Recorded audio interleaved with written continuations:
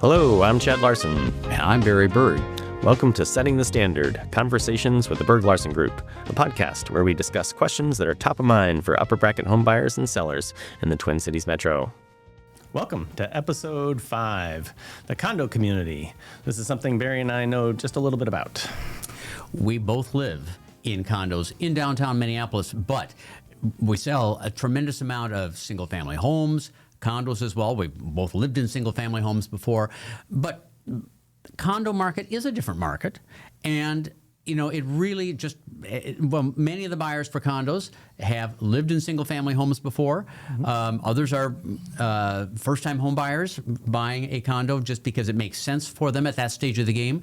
But I think it's really critical that you do your homework and get educated about what kind of options there are in the condo market. Yeah, people. When people think of single-family homes and looking for a single-family home, we say, or people have told them, drive the neighborhood that you're interested in. And so, likewise, with condos, people will drive downtown or wherever their desired condo might be. But that's only half the story, right? Because the building itself is also a neighborhood, depending on the number of units, from 10 to 250 or more.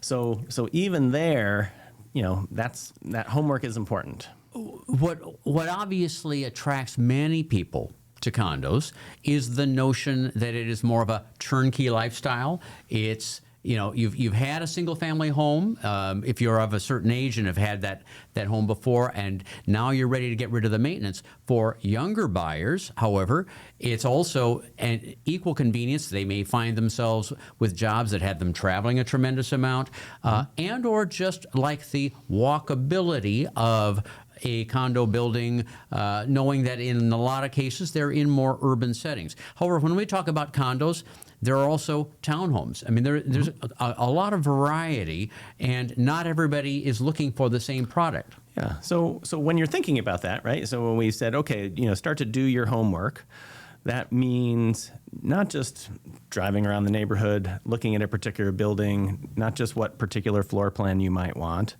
but what are the pet rules? What are the noise rules?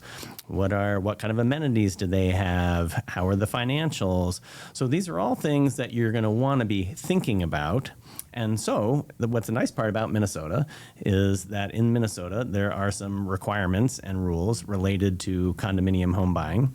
So buyers will receive a set of resale disclosure documents that include just that: financials, the declaration, articles of incorporation, bylaws, rules and regulations. Rules and regulations. So you have 10 days to review that information after you've made your offer and received the documents. But it's critical to really read those. Living in condos, we know we run into new owners who haven't read through all their rules and regulations, and they don't know they're not supposed to be doing something.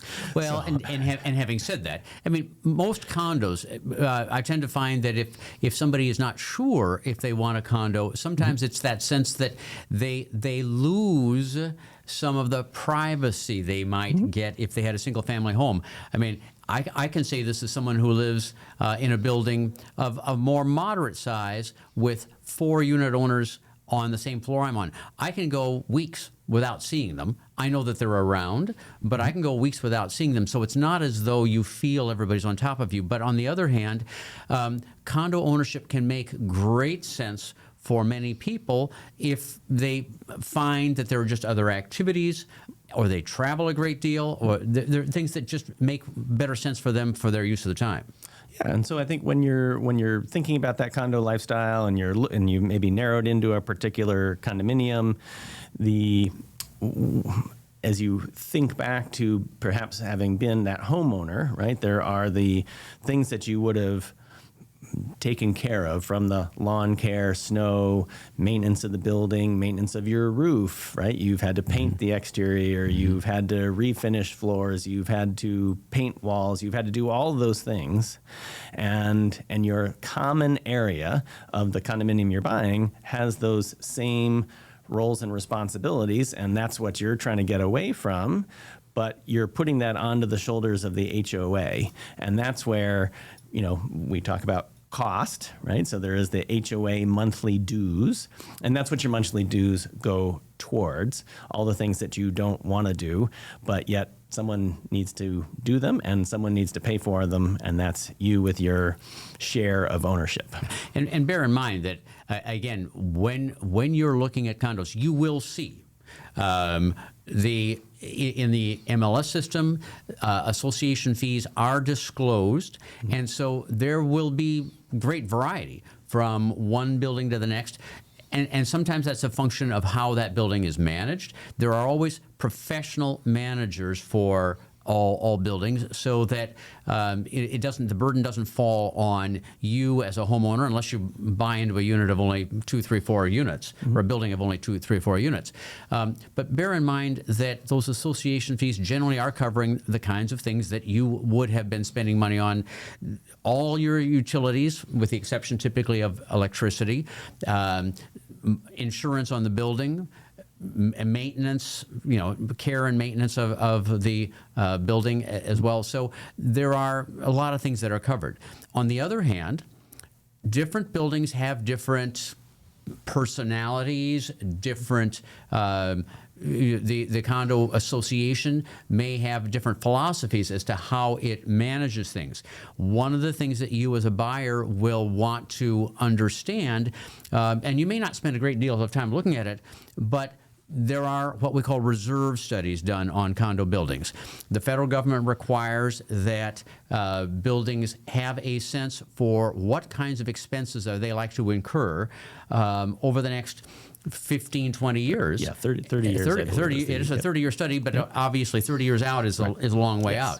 But it's kind of relevant because you may find yourself buying into a building that's just at a point where, as if you had a single-family home, you need to start replacing mechanical systems. You need to start replacing roofs. And so how that association manages and handles that, whether or not they do so by dealing with their monthly condo fees or they have special assessments, it will vary from building to building.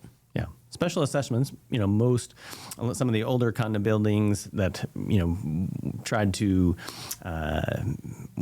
defer. Every building starts out new, just like your home. And then you sort of realize that, oh, wait, maybe now we need to do some work. So this law took effect in Minnesota in 2008. And so newer condo buildings started out with the requirement for the 30-year reserve plan, and then the requirement to collect those monies necessary so that it could fund those repairs for the next 30 years. So different buildings deal with it in different ways, but agreed, it's something you definitely want to look into, and your agent can help you with that. Yeah, the other thing, again, we want to go back to that whole notion that you need to be prepared to educate yourself as you would if you were buying a single-family home. There is a great deal of variety among buildings, regardless of what part of the metro area you may be interested in living in. And you are not fully going to appreciate what you want unless you've been out looking at some of the options.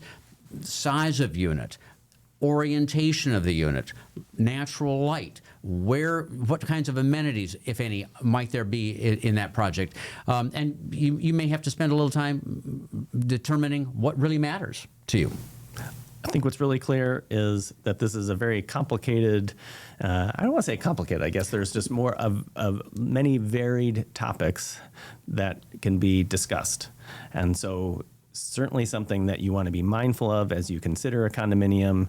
That's where your professionals help, and so lean on them. And bear in mind that we both live in them, so we feel they make sense for us at this stage of our lives. Love it. Yeah, absolutely. Yep.